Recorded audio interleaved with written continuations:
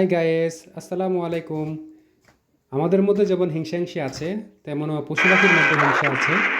দেখুন কিভাবে মারামারি করতেছে, ভয়ঙ্কর দৃশ্য।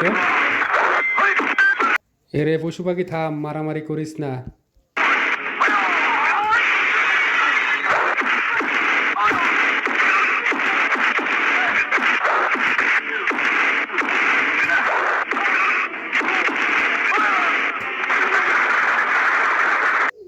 হ্যালো ভিউয়ার্স, মারামারি কখনো শান্তি বয়ে আনতে পারে না।